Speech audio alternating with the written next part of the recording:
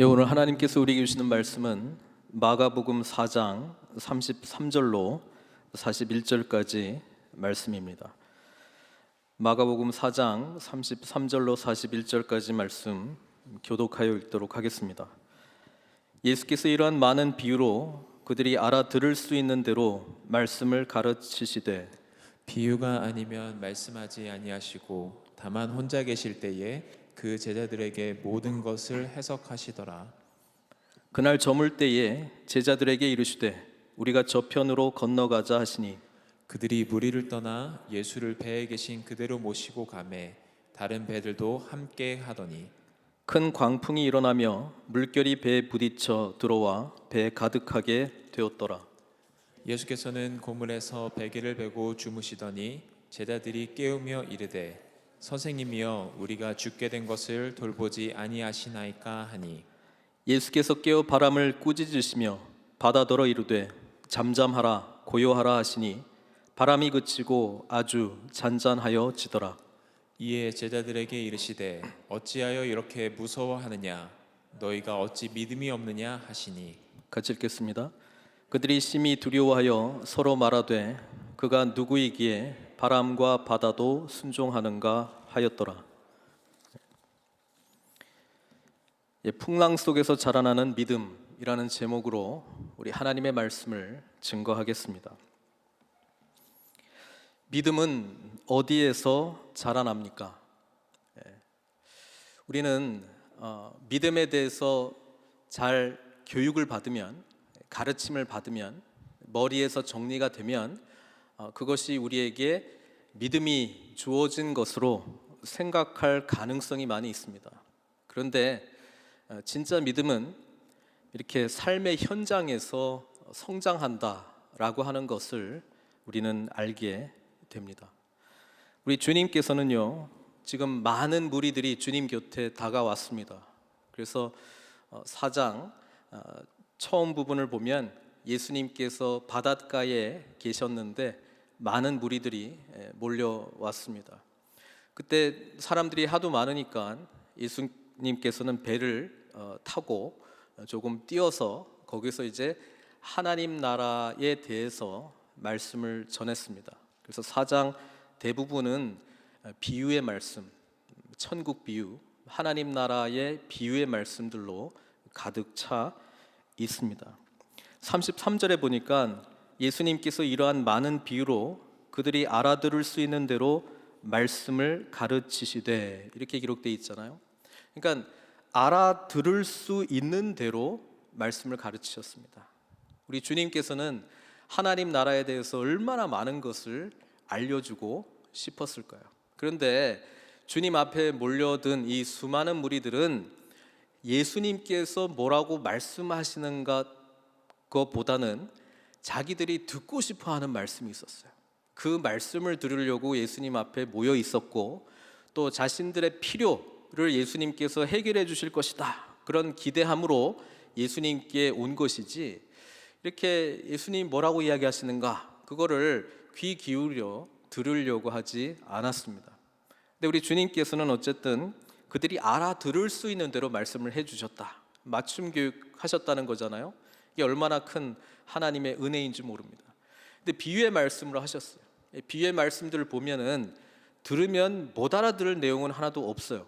그렇지만 그것이 정확하게 무슨 뜻이냐, 이거는 예수님의 제자들에게만 하나님 나라의 비밀을 알려주셨다고 마가복음 4장은 기록하고 있습니다. 그래서 34절에 보면 비유가 아니면 말씀하지 아니하시고 다만 혼자 계실 때에 그 제자들에게 모든 것을 해석하시더라. 이렇게 하신 이유가 있죠. 그거는 4장 첫 부분에 보면은 10절에서 12절에 이렇게 기록되어 있습니다. 예수께서 홀로 계실 때에 함께한 사람들이 12제자와 더불어, 그러니까 이들은 하나님께서 예수님을 통해서 뭐라고 말씀하시는가, 내가 듣고 싶은 거를 들으려고 예수님한테 온 게 아니고 하나님께서 예수 그리스도를 통해서 뭐라고 말씀하시는가 그거를 알려고 예수님과 함께 있던 제자 그룹이거든요. 12제자와 더불어 그 비유들에 대하여 물으니 이르시되 하나님 나라의 비밀을 너희에게는 주었으나 외인에게는 모든 것을 비유로 하나니, 이유가 나오죠. 이는 그들로 보기는 보아도 알지 못하며 듣기는 들어도 깨닫지 못하게 하여 돌이켜 죄사함을 얻지 못하게 하려 함이라. 좀 이상한 말씀을 하세요. 그러니까 못 알아듣게 해가지고 죄사함을 받지 못하게 하기 위해서, 이렇게 말씀하시거든요. 근데 이 본문은 이사야 6장에 이사야 선지자가 하나님께로부터 선지자로 부름을 받는 그 장면이거든요.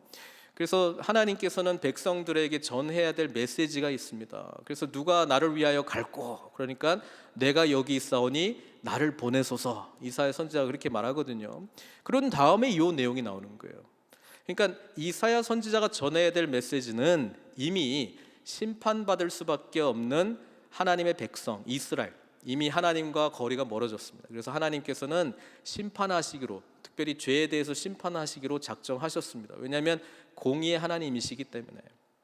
그리고 그들에게 이사야 선지자를 통해서 메시지를 줄 건데 궁극적으로 그들은 못 알아듣고 이 심판을 온전히 받게 될 것이다, 그 이야기를 하고 있는 겁니다. 그래서 우리는 알죠. 이사야 선지자가 이 하나님의 백성들에게 죄로 인한 완전한 심판이 임할 것이라고 말했고요. 그 완전한 심판의 의미가 나라가 완전히 망하는 것이죠. 성전이 완전히 파괴되는 것이죠. 백성들은 완전히 흩어지는 것이죠. 근데 하나님께서 그렇게 하신 이유는 그렇게 해야 진짜 회복이 가능하기 때문에, 이 죄에 대한 심판 없이는 회복이 없기 때문에. 그게 복음이잖아요. 복음. 우리는 죄에 대한 심판을 받아야 되는데 예수님께서 그 죄에 대한 심판을 다 친히 담당하셨고, 그것 때문에 우리에게 회복이 일어난 거잖아요. 근데 어쨌든 비유의 말씀들을 하시면서 예수 그리스도의 제자 그룹은 하나님 나라의 이 뜻, 비밀을 알려주었다, 이렇게 이야기를 하고, 그러나 주님의 제자가 아닌 자들에게는 못 알아듣게 한다. 그래서 결국 심판받게 한다. 이거는 예수님과 동행하지 않는 자, 예수님과 함께하지 않는 자에게 당연히 나타나는 심판의 내용이기도 하잖아요. 그러니까 그 이야기를 지금 해주고 있습니다. 그래서 제자가 된다라고 하는 것은 얼마나 큰 특권입니까? 예수님께서 비유의 말씀으로 천국에 대한 이야기를 해줘, 예수님께서 또 해석을 해줘. 그럼 이 정도 되면 이제 하나님 나라에 대해서 비밀도 없고 다 알려줬으니까 이제 놀라운 삶을 살면 되는 건 아닙니까? 근데 그렇게 안 된다라고 하는 겁니다. 우리는요, 우리가 안다고 그렇게 사라지는 게 아니에요. 가끔 착각하는 게 있죠. 이게 너무 놀라운 은혜의 말씀을 들었어요. 그래서 아멘 이렇게 했는데 막상 나가서 삶의 현장에서는 그렇게 못 사는 거예요. 그래서 착각하지 말아야 될 게 뭐냐면, 아멘 했다고 그렇게 사라지는 것은 아닙니다. 그렇죠? 예수님께서 그래서 믿음에 대한 비유를 사실은 말씀해 주셨거든요. 왜냐하면 첫 번째 나오는 하나님 나라의 비유의 내용이 뭐냐면 씨 뿌리는 비유잖아요. 그래서 하나님의 말씀에 씨앗이 뿌려질 때 밭에 따라서 열매를 맺는 밭이 있고 전혀 열매를 맺지 못하는 밭이 있다고 말씀하시잖아요. 그 열매를 맺는다라고 하는 게 사실 마음의 문제인데, 마음의 문제는 뭐예요? 결국 믿음의 문제라고 하는 것입니다. 하나님의 복음의 씨앗이 뿌려질 때 믿음으로 이것을 받을 것인가 안 받을 것인가, 그 부분에 대해서 예수님께서 해설까지 해주셨어요. 그러면 아멘, 알겠습니다, 할렐루야, 그리고 이제 믿음에 대해서 다 알았으니까 이제 열매 맺는 삶을 되겠네요. 그렇게 안 된다는 거예요. 그래서 예수님께서 진짜 믿음의 훈련장이신 바깥으로 그들을 인도해주고 있는데, 그게 어디냐면 오늘 본문에 나오는 갈릴리 바다 한복판에서 일어난 풍랑이 일 때 그들의 반응을 통해서 제자들 안에 믿음이 없다라고 하는 것을 깨닫게 해주시는 것이죠. 이게 또 중요한 교육입니다. 중요한 교육이 뭐냐면, 내가 아멘 했다고, 할렐루야 아멘 은혜 받았다고 내가 그런 사람이 된 건 아니구나. 그 깨달음이 중요한 깨달음이에요. 믿음이 없다라고 하는 것의 이유를 찾아야 돼요. 근데 그 이유가 뭡니까? 제자들이 맨 마지막에 고백하잖아요. 그가 누구이시기에. 그게 해결이 안 되니까 삶 속에서 넘어진다, 그 말씀입니다. 그래서 오늘 우리 제자들과 함께 갈릴리 한복판으로 한번 같이 들어가려고 합니다. 35절에 보니까요. 그날 저물 때에, 그러니까 그날 저물 때라고 하는 거는 이제 해가 지기 시작했어요. 예수님은 하루 종일 바닷가에서 배 위에서 지금 하나님 나라에 대해서 지금 가르치셨거든요.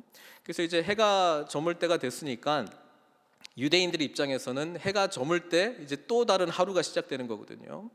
그래서 뭐 다 이제 집으로 돌아갈 시간이 됐죠.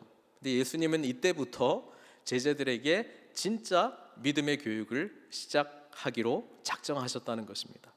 우리 주님께서는 제자들에게 이렇게 말씀하십니다. 우리가 저편으로 건너가자, 이렇게 이야기합니다. 저편으로 건너가자. 그리고 36절에 그들이 무리를 떠나 예수를 배에 계신 그대로, 재밌어요. 예수님은 육지에도 발을 내딛지도 않으시고 배에 있는 그대로 이제 이동하는 것입니다. 어디로요? 저 건너편으로. 자, 한밤중에 이동하는 것이 위험하지 않냐? 우리는 이렇게 생각할 수 있는데요. 사실은 이 갈릴리 호수, 뭐 바다라고도 합니다만은 이 레이크 타호보다는 작아요. 레이크 타호보다는 작고요. 제일 긴 데가 13마일, 또 폭이 7마일, 뭐 이 정도 되는 곳입니다. 그런데 그 해수면보다 저지대에 있어요. 이 갈릴리 호수가요. 그래서 이 그릇에다가 물을 담아 놓았다고 생각해 보세요. 그래서 여기다가 바람을 후 불면은 저쪽에 갔다가 이렇게 갔다가 그런 현상이 갈릴리 호수에서는 종종 일어나게 되는데요. 헐몬산 같은 경우에는 9,000피트 정도 되거든요. 그러니까 아주 추운데요. 그리고 여기는 아주 온도가 높은 곳입니다. 그래서 이 찬바람이 더운 바람, 이 내려올 때가 많이 있는데 주로 오후에 많이 내려옵니다. 그래서 숙련된 어부는 오후에 고기 잡으러 안 갑니다. 잔잔한 바다 일대 갈 가능성이 많은데 그때가 언제냐면 밤에 하든지 아침에 하는 겁니다. 그래서 우리 베드로가 내가 밤이 맞도록 수고했는데 이 고백하는 게 원래 밤에 잡는 거예요. 원래. 근데 오늘 특별한 일이 일어났죠. 지금 뭐 예수님 제자 중에 베테랑 어부들이 있잖아요. 이들은 밤에 이동하는 거 잘 합니다. 그래서 그들이 예수님을 이제 모시고 건너편으로 이제 가고 있는데 가끔 큰 광풍이 그럼에도 불구하고 불 때가 있다는 것이죠. 37절에 보니까 큰 광풍이 일어나며 이제 바람이 부니까 그냥 어디 쏠릴 데가 없으니까 이렇게 쏠리고 이렇게 쏠리면서 배에 파도가 이제 부딪히기 시작하고 부딪힌 그 파도의 물이 배에 점점 차게 되는 것입니다. 그래서 배에 가득하게 되었더라. 우리는 이 정도까지만 읽으면 어떻게 생각합니까? 위기 상황이네, 이렇게 되는 거죠. 위기 상황이잖아요. 지금 이 숙련된 어부들이 봐도 이거는 위기 상황이에요. 그렇죠? 그래서 이 제자들의 반응을 우리는 38절에서 보게 되는데요. 어떻게 반응하냐면 위기 상황이야. 큰일 났어. 우린 죽게 됐어. 그런데 예수님을 쳐다보니까 뭐하고 계세요? 고물에서 베개를 베고 주무시더니, 이렇게 돼 있습니다. 이때 제자들의 반응을 통해서 그들의 믿음이 어떤 것인가를 우리는 볼 수 있습니다. 그들은 이 주무시는 예수님을 보면서 어떻게 생각했냐면, 아니 우리 주님은 왜 우리를 돌보시지 않고 우리를 죽게 내버려 두느냐, 그 말이잖아요. 제자들이 깨우며 이르되 선생님이여 우리가 죽게 된 것을 돌보지 아니하시나이까, 이렇게 이야기합니다. 자, 요 이야기를 영어로 하면 Why don't you care? 왜 우리를 돌보지 않으십니까? 어떻게 이루실 수 있습니까? 우리 당신의 제자입니다. 주님 어떻게 이렇게 편히 주무시고 우리를 외면하실 수 있습니까? 주님께 실망했습니다. 우리 주님을 위해서 지금 저희가 얼마나 헌신했는데, 얼마나 봉사했는데, 얼마나 섬겼는데, 주님 이런 위기 상황에서는 우리를 도와줘야 되는 분이시잖아요. 어떻게 그냥 아무렇지도 않게 이러실 수가 있습니까? 이들은 원망 아닌 원망을 하면서도 도와달라고 하는 것이죠. 저희가 출애굽기, 민수기 읽으면서 우리 그 성경 공부 수요일날 하는 그 시간에 제가 그 원망 시리즈로 한번 정리를 해줬습니다. 얼마나 원망들을 많이 하는지, 뭐 물 없다고 원망하고, 배고프다고 원망하고, 뭐 이렇게 했다고 원망하고, 그냥 마음이 상해서 원망하고, 되게 원망을 많이 해요. 근데 그 원망의 진짜 이유는 뭐냐면 하나님이 어떤 분이신지 안 믿어지기 때문이거든요. 그래서 원망이 정당하다라고 생각하지 마시고요, 내가 원망하는 이 원망이 합당한가, 이거를 분별하실 수 있어야 됩니다. 보세요. 풍랑이 일고 배에 물이 차는 것은 위기 상황이면 분명합니다. 그런데 예수님께서 그냥 주무시고 계세요. 우리 주님께서 피곤하셨다라고 하는 성경 구절들 곳곳에 있고, 예수님께서 주무셨다라고 하는 것은 딱 요 본문밖에 없습니다. 우리 주님께서는 언제 주무시냐? 풍랑 속에서 주무시는 분이십니다. 예? 그런데 우리 주님께서 유일하게 기록된 이 주무신다라고 하는 이 본문에 우리가 좀 생각해야 될 게 있죠. 풍랑이 세요, 예수님이 세요? 제자들은 원망의 진짜 이유는 뭔지 아세요? 풍랑이 더 세다고 믿는 거 아닙니까? 예? 풍랑이 더 센 거예요, 예수님보다. 그러니까 원망하는 거예요. 왜 우리 지금 여기 피곤해 죽겠는데 저쪽으로 가자고 그러고, 뭐 그냥 하나부터 열까지 다 예수님 원망하는 겁니다. 그런데요, 예수님이 더 세다고 생각하면 이렇게 생각하는 것이죠. 풍랑이 일었어. 지금 막 파도가 치고 바람이 불고 막 흔들흔들 거리고 우리는 죽게 되었고 물이 막 들어오네. 주님 뭐 하고 계시지? 주무시네. 우리도 그냥 자자. 이렇게 결론 내려야 되는 거 아니에요? 주님께서 보시기에 이거 별것 아니라고 생각하시네. 주님께서는 편안히 계시네. 그러면 우리 주님처럼 하자. 주님께서는 이 상황보다 더 뛰어나신 분이신가 보다. 그렇게 하는 게 믿음의 반응이라는 것입니다. 우리는요, 환경이 찾아올 때에 딱 정해놨어. 이거는 힘든 거, 이거는 위험한 거, 이거는 진짜 위험한 거. 그런데요, 예수님의 반응을 보셔야 돼요.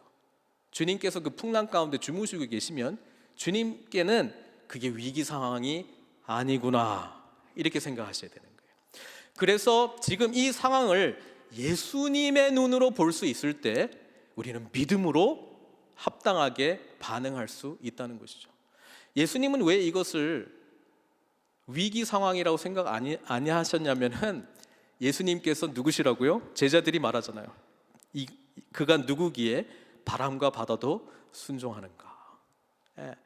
예수님은요, 풍랑 일고 있네? 뭐라고 하세요?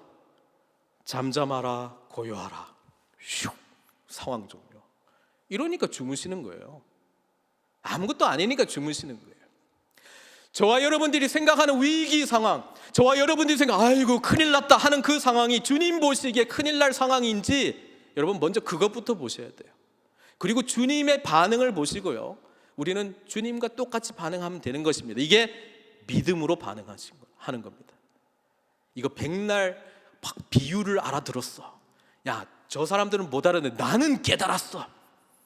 풍랑 가운데 갖다 놓는다고 이 믿음이 생기는 것이 아니라는 거예요. 그런데 원래는 생겨야 되는 거예요. 그래서 예수님께서 책망하시잖아요. 어찌하여 이렇게 무서워하느냐? 너희가 어찌 믿음이 없느냐? 다른 누가복음에서는 똑같은 본문에 믿음이 어디 있느냐? 믿음이 여기 있어야 되는데 딴 데 갖다 놨다, 이 말이에요. 마가복음의 다른 번역에서는 이렇게 돼 있어요. 어찌 아직도 믿음이 없느냐? 그 말씀 속에는 예수님께서 이렇게 말씀하시는 것이죠. 너희들 지금 나랑 얼마나 시간 보냈니? 하나님 나라에 대해서 내가 지금 말해줬지. 너희들이 지금 목격하지 않았느냐? 나의 가르침이 권세 있는 자와 같다고. 그리고 그 권세가 어떤 분의 권세냐면 하나님의 권세인 것을 너희가 확인하지 않았느냐? 그래서 귀신들이 떨고 다 도망가고 병이 막 낫고, 그리고 내가 중풍병자 치유할 때 어떻게 했어? 예? 죄를 사하는 것이 쉽냐? 이 중풍병자 보고 일어나 걸어라 하는 게 쉽냐? 그러니까 막 궁시렁궁시렁 하잖아요. 저 사람이 누군데? 예? 죄를 사한다고? 그거는 누구만 한다고요? 하나님만이 하실 수 있는 건데. 그리고 예수님께서 나에게 죄를 사하는 권세가 있는 것을 알려주시기 위해서 중풍병자에게 일어나, 매트 들고 걸어가라 이렇게 말하잖아요. 그 선언은요, 나는 죄를 사할 수 있는 권세가 있는 하나님이다, 그 선언한 거거든요. 또 안식일의 진정한 주인이 예수님이라고 말씀하셨잖아요. 예? 우리 손 마른 자를 치유하는 그 사건이 있거든요, 회당에서. 그래서 바리새인들과 다른 종교 지도자들은 예수님이 치유의 능력이 있는 건 아는데 안식일날 하느냐 안 하느냐 그거에 관심이 있었고, 예수님은 진정한 안식의 주인으로서 자기 자신을 만천하에 선포해 버리는 것이죠. 여러분, 안식의 주인이 예수 그리스도시다, 그 말은 무슨 말이냐면, 안식이라고 하는 개념이 어디서 나왔어요? 6일 동안 천지를 창조하시고 일곱째 날에 하나님이 쉬셨기 때문에 우리가 안식일을 지키는 거잖아요. 그러니까 진짜 안식은 하나님이 쉬셨기 때문에 이 안식의 일의 이 진짜 주인공은 하나님이시라는 그 말인데, 예수님이 내가 안식의 주인이다, 그 말은 나는 하나님이다, 그 말 한 거거든요. 그러니까 제자들이 이런 거를 다 보고 경험했으면 결론을 어떻게 내려야 되는 거예요? 예수님은 하나님이시구나, 이 결론을 내려야 되고, 하나님이 세, 풍랑과 바다가 세, 이렇게 딱 비교를 하면 결론은 어떻게 나와야 돼요? 하나님이 세다, 이렇게 나와야 되는 거죠. 구약 성경에 하나님만이 이 바다를 잔잔케 하실 수도 있고 풍랑을 일으키실 수도 있는 분으로 묘사하고 있거든요. 그래서 오늘 이 장면을 그대로 시편에 옮긴 부분이 있어요.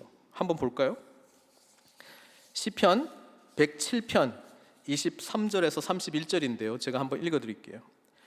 배들을 바다에 띄우며 큰 물에서 일을 하는 자는 여호와께서 행하신 일들과 그의 기이한 일들을 깊은 바다에서 보나니, 여호와께서 명령하신즉 광풍이 일어나 바다 물결을 일으키는도다. 우리는 오늘 본문을 통해서 이게 그냥 은유적으로 쓴 말씀이 아니고 진짜구나, 그걸 알 수 있죠. 그들이 하늘로 솟구쳤다가 깊은 곳으로 내려가나니 그 위험 때문에 그들의 영혼이 녹는도다. 그들이 이리저리 구르며 취한 자같이 비틀거리니 그들의 모든 지각이 혼돈 속에 빠지는도다.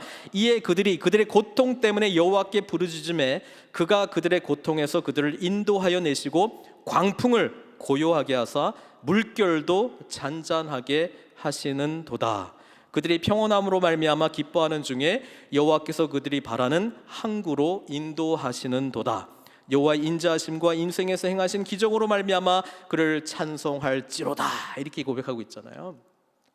그러니까 이 광풍과 이 바다를 잔잔케 하시는 분은 하나님으로 묘사하고 있는데, 예수님이 딱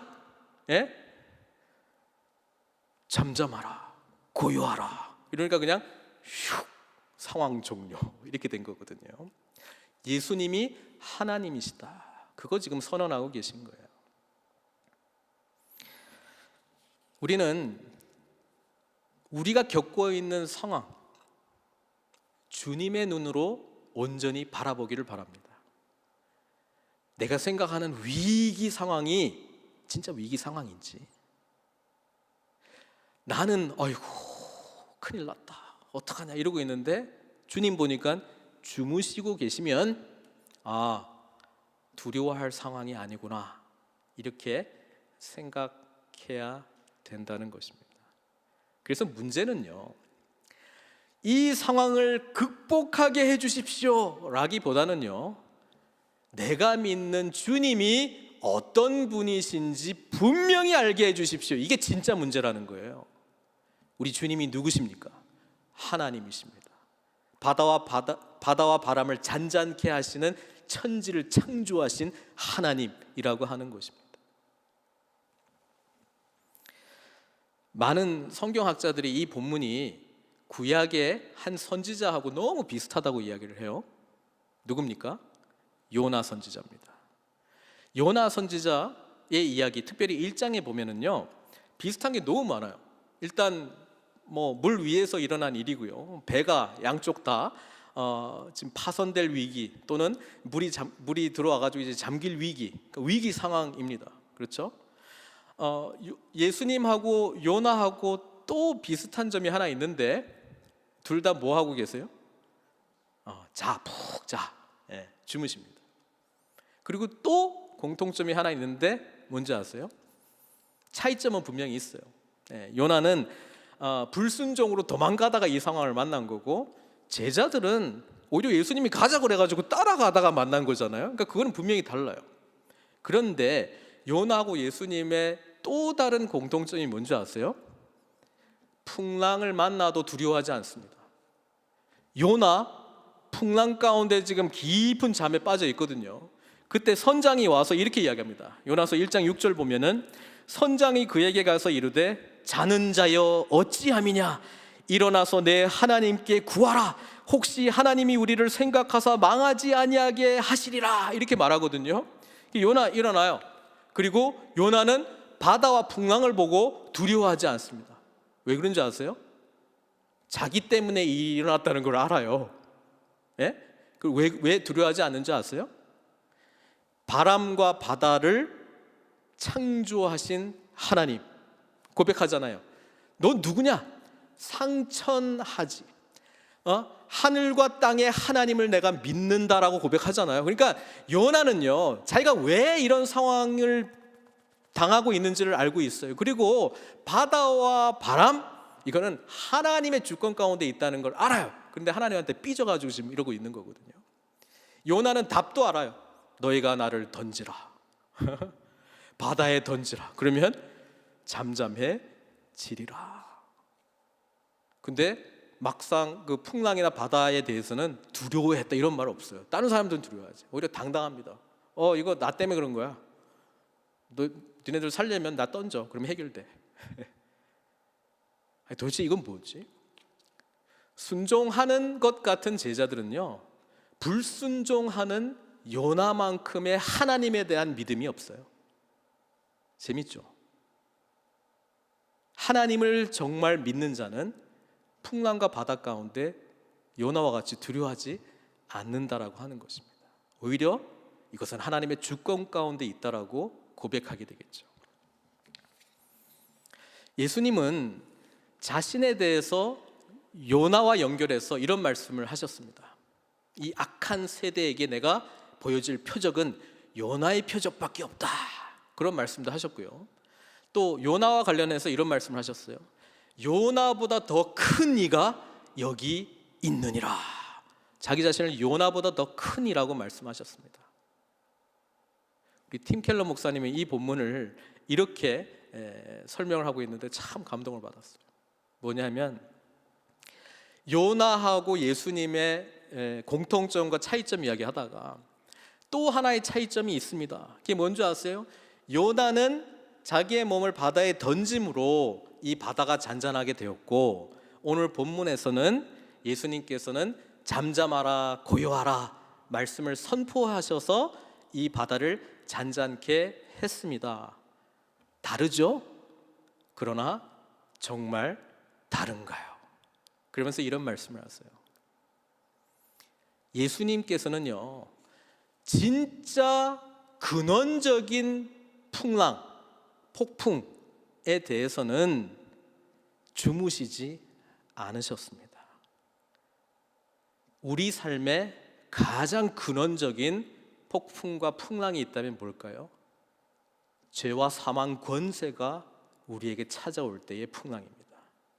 우리 주님께서는 오히려 그 앞에서는 심히 괴로웠다라고 이야기를 했습니다. 그때 정작 제자들은 예수님께서 겟세마네 동산에서 기도하실 때에 나를 위하여 기도하라 이렇게 했는데 제자들은 뭐 했어요? 잤어요. 이게 어리석은 저희들의 죄 가운데 있는 모습인데요, 진짜 두려워해야 될 것은 두려워 안 하고 자버리고요, 별로 두려워 안 해야 될 것에 대해서는 두려워한다는 거예요. 예수님께서는 지금 갈릴리 호수에서 일어나는 이 풍랑은 문제도 아니에요. 고요하라, 잠잠하라, 그러면 해결될 문제인데, 정말 해결해야 될 그 풍랑, 죄와 사망 권세에 대해서는 우리는 별로 감도 없고 이게 나하고 무슨 상관이야 이러고 있고 잠자고 있다는 거예요. 주님께서 우리들에게 분명하게 말씀하십니다. 우리의 삶의 진짜 고통, 우리의 삶의 진짜 문제가 뭔 줄 아느냐? 그는 죄와 사망 권세로부터 승리하는 것이다. 그래서 온 인류가 감당해야 될 풍랑을 십자가에서 다 맞으신 분이 누구시라고요? 우리 주님이십니다. 그래서 궁극적으로 삶 가운데, 고통 가운데, 절망 가운데 있는 저와 여러분들이 어떤 풍랑을 만나도 평강할 수 있도록 주님과 같이 이렇게 베개를 베고 자는 그런 평강과 안식을 주기 위해서 우리의 근원적인 풍랑의 문제를 해결해 주셨다, 이 말씀입니다. 주님께서는 십자가에서 저 여러분들을 대신하여 죽으심으로 죄와 사망 권세가 우리에게 찾아오는 그 인생의 근원적인 풍랑을 이기셨습니다. 그리고 저와 여러분들에게는요, 나머지 삶 속에서의 어려움은 그냥 내가 허락한 것이다. 한순간에 잠잠하라, 고요하라 선포하면 없어지는 것들이다. 그 가운데 나를 의지하고 궁극적인 인생의 풍랑을 극복한 나를 의지하고 참된 안식과 평강과 담대함으로 나아가자, 그 말씀하고 있는 거예요. 제 아내와 결혼하기 전에 연애할 때 일본 선교사 이제 6년 사역을 이제 마무리하는 그 시점이 있었는데요. 제가 한번 그 사역하고 있는 현장을 한번 꼭 보고 싶었어요. 그래서 여름 방학 때 휴가를 내서 그리고 그때는 교육 전도사 시절이었으니까 하여튼 돈을 모아서 이제 일본으로 비행기 표도 예약을 하고 이제 가려고 했습니다. 근데 그 기간 태풍이 온다는 거예요. 딱 그 기간에 태풍이 온다는 거예요. 그래서 갔습니다. 그럼에도 불구하고 갔죠.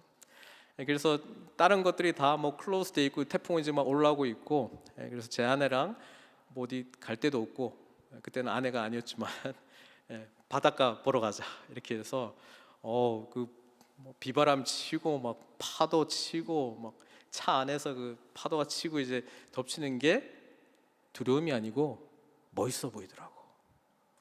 이야, 좋다. 파도야 쳐라, 바람아 불어라, 차 안에서 그냥 흔들흔들 좋다, 이렇게 되는 거예요. 사랑하는 성도 여러분, 우리가 주님의 놀라운 은혜 가운데 거할 때에, 세상 풍파 맞이할 때에 주님께서는 그렇게 맞이하라는 거예요. 파도야 쳐라, 바람아 불어라, 하나도 겁 안 난다. 왜? 우리 주님께서 잠잠하라, 고요하라 말씀하시면 잠잠해질 상황이기 때문에. 설령 아니면 지금 부딪히는 이 파도와 바람을 만끽하리라, 이 믿음을 저와 여러분들에게 요구하십니다. 왜요? 우리의 궁극적인 진짜 힘들어야 될 풍랑의 문제를 주님께서 십자가에서의 죽으심과 부활하심으로 완전 해결하셨기 때문에. 사랑하는 성도 여러분, 지금 혹 두려워하고 계십니까? 지금 인생의 풍랑이 치고 있어서 어떡하지? 물이 점점 차 있고 그러고 있습니까? 그래서 주님께 어떻게 이런 일이 저에게 일어날 수 있습니까? 제가 주님 얼마나 섬겼는데요, 제가 주님 얼마나 믿는데 어떻게 이런 일들이 저에게 일어날 수 있습니까? 왜 관심을 두지 않습니까? 이런 생각 가지고 계십니까? 주님을 똑바로 쳐다보시길 바랍니다. 주님께서 주무시고 계시다면 그것은 문제가 아니고요, 오히려 더 근원적인 문제, 예수 그리스도를 누구로 믿고 의지하고 있느냐, 그것을 지금 저와 여러분들에게 묻고 계십니다. 사랑하는 성도 여러분, 궁극적인 풍랑의 문제를 해결해 주신 분이 우리 주님이시라면 저와 여러분들이 겪고 있는 이 삶의 문제는 우리 주님 안에 있으면 담대하게 승리할 수 있는 문제인 것을 믿습니다. 그 믿음을 주님 앞에서 행사하십시오. 주님 품에 잠겨 그분의 사랑의 은혜를 경험하십시오. 그리고 비바람이 치고 풍랑이 일어도 함께 하시는 주님과 함께 담대하게 승리하시는 저와 여러분들 되시길 주님의 이름으로 축원드립니다. 우리 아까 찬양 불렀던 주 품에 한번 부르고 우리 같이 기도하고 우리 주님께 반응하도록 하겠습니다. 이 찬양이 바로 그 고백을 하고 있는 거예요.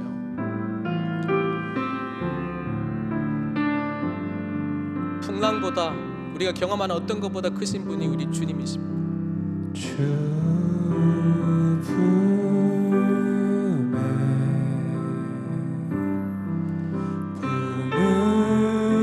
품으소서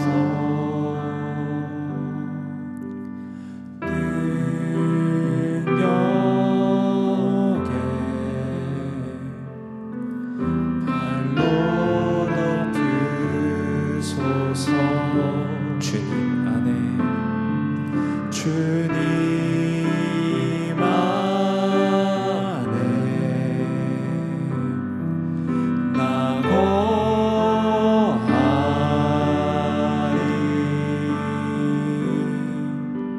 주 능력 나 잠잠히 믿네 거친 파도 날 향해 와도 주와 함께 날아오르리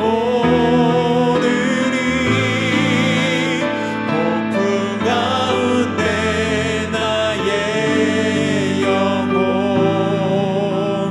잠잠하게 주를 보 거친 파도 날 향해 와도 주와 함께 날아오르리 폭풍 가운데 나의 영혼 잠잠하게 주보리라. 같이 기도하겠습니다. 우리 주님께서는 우리의 믿음을 요구하고 있습니다. 어떤 믿음입니까? 예수님이 누구신지에 대한 분명한 신앙 고백에 기초한 믿음입니다. 혹시 우리가 생각하기에는 풍랑이고 위급한 상황인데 주님께서 보시기에는 아닌 것에 우리가 혹 떨고 있지는 않습니까? 주님께 질문하십시오. 물으십시오. 나의 반응이 합당합니까? 나의 반응이 온당합니까? 제가 두려워할 것을 진짜 두려워하고 있습니까? 주님께서는 궁극적인 우리의 풍랑의 문제를 해결해 주신 분이신데 제가 너무 두려움 가운데 있는 것 아닙니까? 주님을 똑바로 보게 해주시고 우리 주님께서 어떤 분이신지를 제대로 고백하게 해주시고 이 인생의 풍랑이 찾아올 때 주님과 함께 온전한 안식을 누리고 담대하게 승리하게 해주시옵소서. 이 시간 주님께 기도함으로 나아가겠습니다. 함께 기도하시겠습니다. 하나님, 그렇습니다.